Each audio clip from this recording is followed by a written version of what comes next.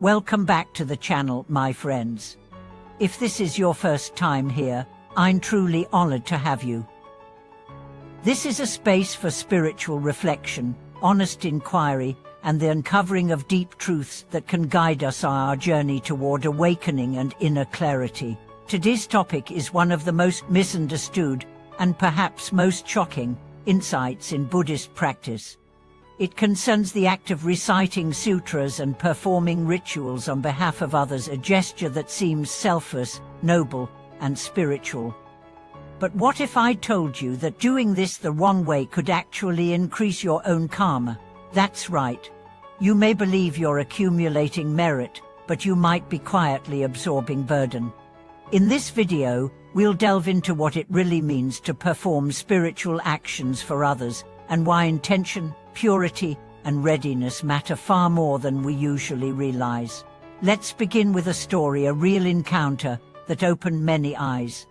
A group of well-meaning devotees chartered buses to visit a famous monastery in the mountains. They arrived with hearts full of faith, ready to offer prayers, chant scriptures, and transfer merit to their loved ones, both living and deceased. But instead of being praised, they were met with a sharp rebuke from the senior monk who received them. He said, "You are still householders, your heads covered, your minds clouded by desires. How can you offer liberation to others when you yourselves are still bound?" It was a moment of deep shock, but not insult. That moment was truth delivered without decoration. It was a mirror. What the monk said reveals a crucial truth in Buddhist practice. The desire to help others must first be grounded in the ability to help oneself.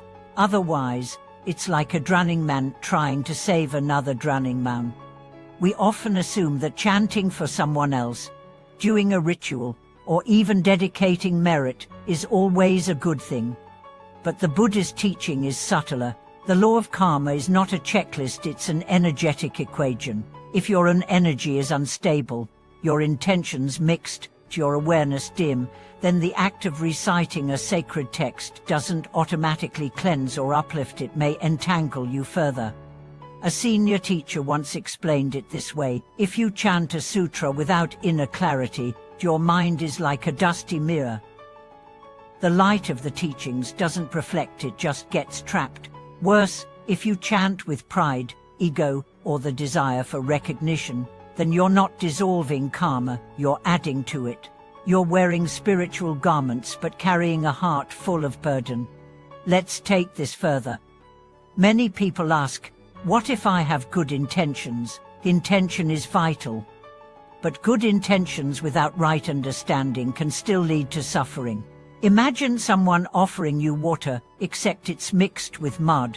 They mean well, but your body can't benefit.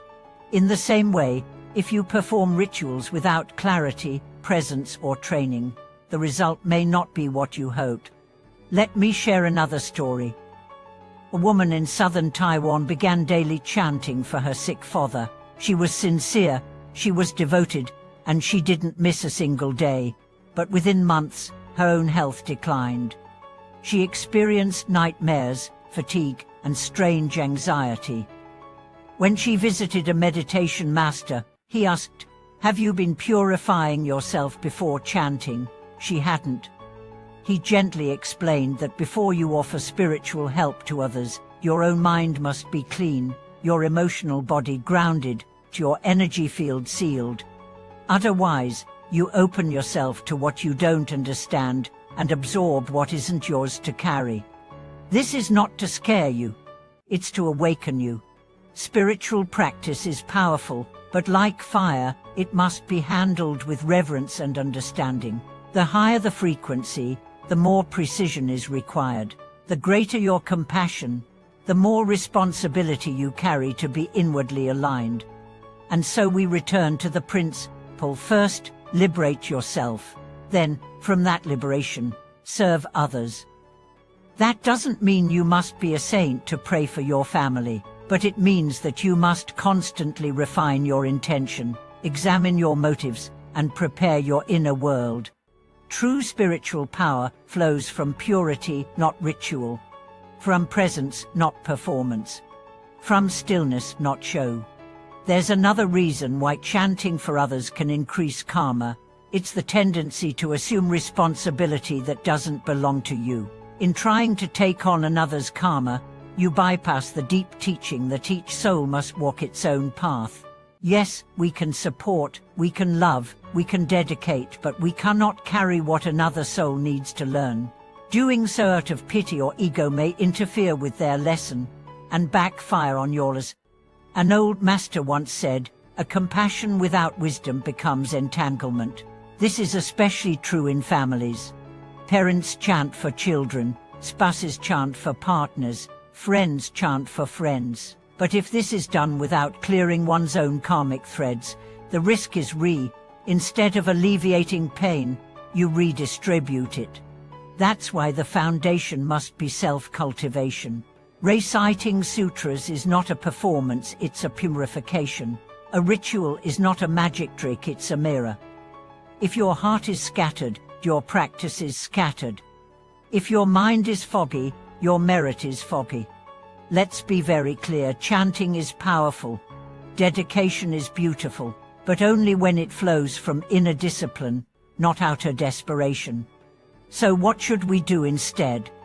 Pray for yourself first. Before chanting for others, take time to sit in silence, ground yourself.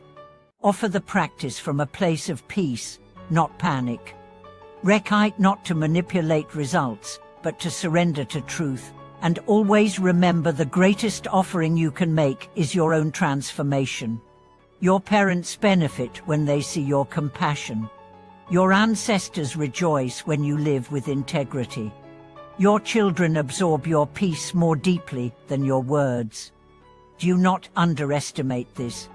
And always, always dedicate your practice with humility. Say, if there is any merit in this, may it be shared, may it be used for the highest good of all beings. That is the true spirit of practice. Not claiming credit, not bargaining with the divine, but bowing, offering, trusting. Let's explore a metaphor that may crystallize this concept. Imagine a candle.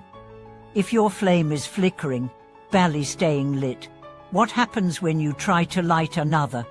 You might both go out, but if your flame is steady, bright, and rooted in stillness, you can light 1,000 more without losing your own light.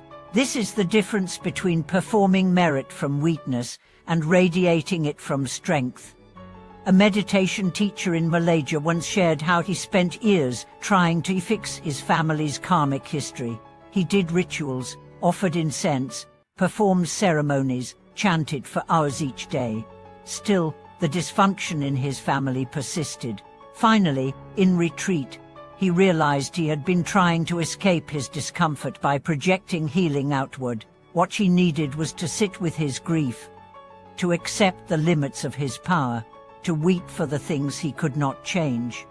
From that surrender, his practice transformed. He no longer tried to purify others, he became a field of purity, and over time, his family changed, not through effort, but through example. There is a delicate line between compassion and codependency, between sacred offering and spiritual bypassing. You must be very honest with yourself. Ask, am I reciting because I'm afraid, because I want control, or because I truly wish for others to be free, even if that freedom comes through paths I cannot design? True merit is weightless. It does not come from effort alone, but from purity of heart. Let us remember that chanting, when done rightly, can indeed liberate, but not because of the words alone, it is because of the alignment behind those words. Just as music is not only about notes, but the silence between them. Just as breath is not only about inhaling, but the awareness behind each breath. Recitation, when full of mindfulness, humility, and non-attachment, becomes a bridge between realms. In the Buddhist tradition, the power of reciting sutras lies not in superstition, but in resonance. Sacred texts, when recited with the correct heart and mind, create vibrations that ripple through consciousness. These vibrations purify, uplift, and sometimes even heal. But like all sacred instruments, the reciter must be tuned. An untuned heart distorts the transmission. A tuned heart amplifies it. And here's another truth: you don't need to stop praying for others. You need to start praying better. Start with silence, pathy in your own breath. Bow to the limits of your control. Then, recite. Not to change the world, but to reflect it in clarity. Not to bend fate, but to awaken love. You may not see immediate results. You may not witness miracles, but you will have done something far more important. You will have acted from truth. And truth is its own kind of miracle. Let me share one final story. A young woman in Singapore had been reciting for her deceased father for over a year. She felt stagnant, uninspired, even doubtful. One day she visited a monk and asked, "Is it even working?" The monk said, "You tell me. Are you more patient now than you were a year ago? Are you more honest, more forgiving?" She paused, tears in her eyes. "Yes," she said. "Then it is working." The monk smiled. "Because the first soul you're chanting heals is always your own." You see, even when we chant for others, the transformation begins with us, and that is the greatest gift we can give to any soul, our own awakening. So if you are a spiritual practitioner, or someone who simply cares deeply about others, here is my invitation to you. Be responsible with your intention. Be fierce in your inner clarity. Be gentle in your expectations. Know when to serve, know when to surrender. And never forget that your presence, purified and stable, is the most powerful blessing you can ever offer to this world. Thank you, as always, for taking this journey with me.